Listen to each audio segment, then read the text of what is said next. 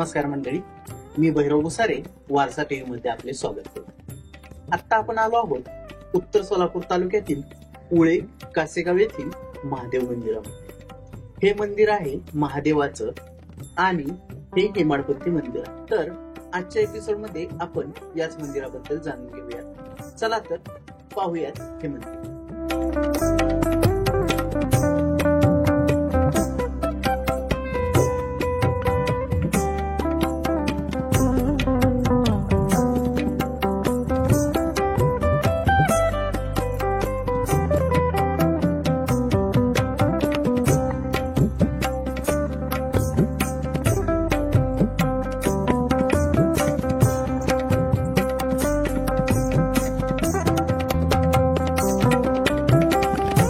मंडळी, हे मंदिर आहे हेमाडपंथी मंदिर। आता हेमाडपंथी मंदिर म्हणजे काय असतं तर दोन दगड एकमेकांना कुठल्याही इतर गोष्टींच्या साह्याशिवाय बसवलेलं, म्हणजे कुठलाही चुना नाही, त्याला सिमेंट नाही, असं हे मंदिर असतं।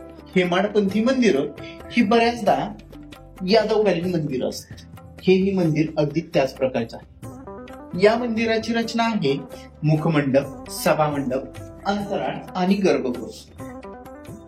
तर मंडळी, आता आपण या मंदिराच्या सभामंडपात उभा आहोत। या सभामंडपाचं वैशिष्ट्य पाहिलं तर ह्याची जी रंगशिला आहे ती चौकोनी आहे।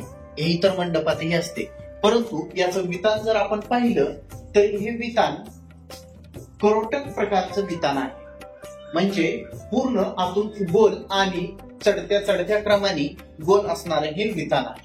अशा प्रकारचं वितान जर आपण पाहिलं तर ते वितान अंबेजोगाईच्या इतर मंदिरांमध्ये असलेलं आपणास दिसून येतं। या वितानावर जर आपण पाहिलं तर वेगवेगळ्या कप्प्यांमध्ये नक्षी असलेल्या आपण पाहू शकतो, म्हणजे वेगवेगळ्या आकाराचे या ठिकाणी दगड कट करून एकमेकावर एक ठेवून ते वितान शेवटपर्यंत बुजवलेलं गेलेलं आपल्याला दिसतंय। आणि याचं आणखीन एक वैशिष्ट्यपूर्ण गोष्ट म्हणजे या ठिकाणी आपणाला अष्ट दिक्पाल म्हणजे 8 दिशेचे 8 अधिपती असलेल्या मूर्ती या ठिकाणी आहेत। तर जाणून घेऊया आता ह्या 8 दिशांच्या मूर्ती, 8 दिशांचे अधिपती आणि त्यांची वाहने। या मंदिरावर असलेले 8 दिशेचे 8 अधिपती, त्यापैकी पहिला आहे इंद्र, जो पूर्व दिशेचा अधिपती आहे आणि त्याचं वाहन आहे ऐरावत म्हणजे हत्ती, आणि त्याचं आयुध असतं ते म्हणजे वज्र या ठिकाणी आपल्याला दिसतंय। आणि त्याच्याच बाजूला दुसरं असतं आग्नेय दिशेचा अग्नी, आणि ज्याचं वाहन आहे मेंढा। त्याचबरोबर दक्षिण दिशेचा जो देव आहे तो आहे यम, आणि आपण जर या ठिकाणी पाहिलं तर यमाचं वाहन आहे रेडा, ज्याला महेश म्हटलं जातं। त्याचबरोबर नैऋत्य दिशेचा आहे निवृत्ती, आणि त्या निवृत्तीच्या जर वाहन पाहिलं तर पुरुष, म्हणजे तो या ठिकाणी आपल्याला माणसावरती बसलेला या ठिकाणी आपल्याला दिसतोय। पश्चिम दिशेला जर आपण पाहिलं तर पश्चिम दिशेचा आहे वरुण, आणि वरुणाचं वाहन आहे मकर म्हणजेच आपले मगर। त्याच बाजूला जर आपण पाहिलं तर वायव्य दिशेचा देव आहे वायू, आणि त्याचं आपण जर वाहन पाहिलं तर या ठिकाणी आपल्याला हरिण दिसत आहे। आणि त्याच्या बाजूला जर आपण पाहिलं तर उत्तर दिशेचा अधिपती हा आहे कुबेर, आणि कुबेराचं वाहन आहे अश्व, अश्व म्हणजेच घोडा। अगदी त्याच्या बाजूला म्हणजे ईशान्य दिशेस ईशान आहे, आणि ईशानचं वाहन आहे वृषभ, वृषभ म्हणजे बैल। असे हे 8 दिशेचे 8 अधिपती या मंदिरावरती कोरलेले गेलेले आहेत। यावरून आपल्याला दिशा ओळखणे देखील अगदी सोपे होऊन जाते। असं बऱ्याच मंदिरांवरती हे 8 दिशेचे 8 अधिपती म्हणजेच अष्टदिक्पाल हे कोरलेले असतात। आता आपण आहोत या मंदिराच्या अंतराळामध्ये। आपण अंतराळ जर पाहिलं तर अगदी साधारण पद्धतीने दिसतंय, कारण या बाजूला यांनी नवीन प्रकारच्या फरशा बसवलेल्या आहेत आणि वर वितान देखील सिमेंटने नंतर लेपून घेतले आहे। याची वैशिष्ट्यपूर्ण जर गोष्ट आपण पाहिली तर या ठिकाणी असणारी द्वारशाखा, ही द्वारशाखा आहे स्तंभ द्वारशाखा, आणि या ठिकाणी आपल्याला द्वारपाल देखील दिसत आहेत।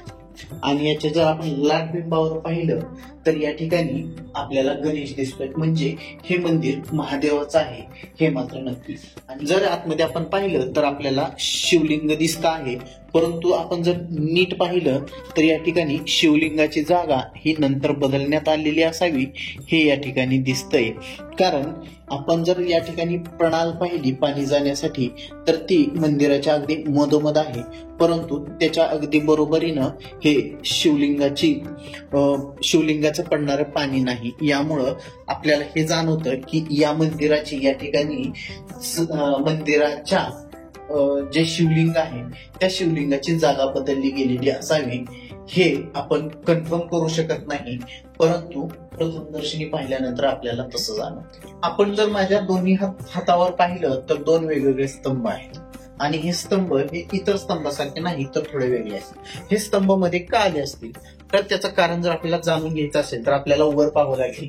या ठिकाणी स्तंभाच्या शेवटच्या टोकावर जी मोठी शिला आहे, शिळा ती तुटत आहे आणि त्याच्यामुळे त्याला सपोर्ट देण्यासाठी हे बसवले आहेत.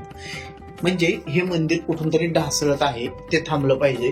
या बाजूलाही अगदी पाहिलं तर तशाच प्रकारे तुटत आहे आणि पाठीमागच्या बाजूला जर पाहिलं मंदिराच्या सुरुवातीला तर तिथली ही असलेली मोठी शिळा या ठिकाणी तुटताना आपल्याला दिसते. याचं संरक्षण करणं आणि योग्य प्रकारे कन्झर्वेशन होणं गरजेचं असलेलं या ठिकाणी आपल्याला दिसतंय.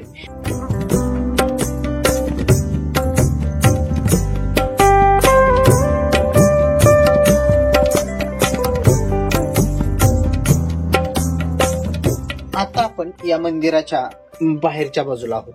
हे मंदिर जर आपण पाहिलं तर उंच जोत्यावरती बांधलं गेलेलं आहे आणि माझ्या पाठीमागे जर आपण पाहिलं तर अगदी छोटी छोटी शिल्प ही वेगवेगळ्या प्रकारची कोरली गेलेली आहेत. या ठिकाणी काही कामशिल्प आहेत, तसेच वेगवेगळ्या देवतांची आणि सुरसुंदरांची देखील शिल्प आहेत. आपण माझ्या पाठीमागे पाहू शकता. या ठिकाणी वरच्या बाजूला जर आपण पाहिलं तर अशी ही वेगवेगळी शिल्प आहेत. काही पुरुष आहेत, काही स्त्री आहेत, अशी ही शिल्प आपल्याला या ठिकाणी पाहायला मिळत आहेत.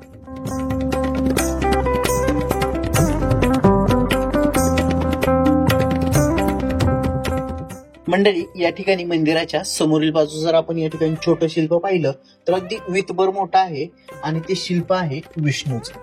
या ठिकाणी आपल्याला एका हातात शंख दिसतोय, दुसरा हात वरदहस्त आहे आणि खाली पाहिलं तर गदा आहे आणि या हातात चक्र या ठिकाणी आपल्याला दिसतंय. त्याच्या जर आपण थोडं खाली पाहिलं, खालचा जो पट्टा आहे तो व्याल आहे, म्हणजे शरीर एका प्राण्याचं आणि शिर एका प्राण्याचं. आपण जर फक्त याच्या शिराची पाहिलं तर वेगवेगळ्या ठिकाणी वेगवेगळ्या प्राण्याचं शिर असलेलं या ठिकाणी आपल्याला पाहायला मिळतंय.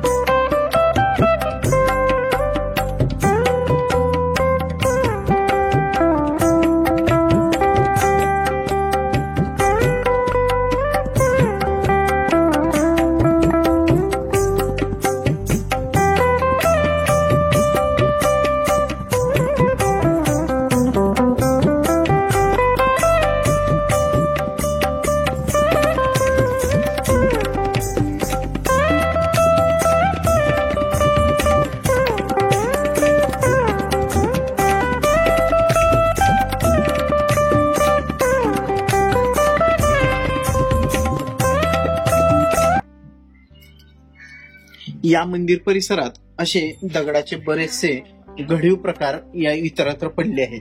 या बाजूला जर आपण पाहिलं तर हे देखील मंदिर या ठिकाणचं नसावं. तर हे कुठले आहे तर हे या मंदिराचे दिसत आहेत. या मंदिराची ही मोठी मोठी दगड दिसतात आपल्याला, ते हा बाहेरचा भाग नसून हा मधला भाग आहे, म्हणजे याच्यानंतर वरून देखील घडवलेला प्रकार असावा असं या ठिकाणी दिसतं. जर आपण आतमध्ये आलो तर या ठिकाणी आपण पाहू शकतो, या ठिकाणी फक्त सध्या सभामंडप अंतराळ आणि गर्भगृह शिल्लक आहे. आणि या ठिकाणी जर आपण पाहिलं तर या ठिकाणी आपल्याला द्वारपाल असलेला या ठिकाणी द्वारशाखेचा भाग दिसतोय. तसाच या मंदिरात जर आपण आतमध्ये आलो तर आपण माझ्या पाठीमागे पाहू शकता हे या ठिकाणी अंतराळ आहे आणि हे अंतराळ अत्यंत साधं आहे. मंडळी, हे होतं उत्तर सोलापूर तालुक्यातील कुळे कासेगाव येथील महादेव मंदिर.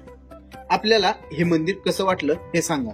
आता या मंदिराला यायचं कसं, तर हे मंदिर सोलापूर पासून अगदी 17 किलोमीटर अंतरावर आहे. सोलापूर ते तुळजापूर महामार्गावरती कुळेमधून आपण वळल्यानंतर पूर्व दिशेला अगदी 3 किलोमीटरच्या अंतरावर हे मंदिर आहे. आपण एक वेळेस नक्कीच या मंदिराला भेट द्या आणि हे मंदिर कसं वाटलं हे आम्हाला या व्हिडिओमध्ये सांगायला विसरू नका. धन्यवाद.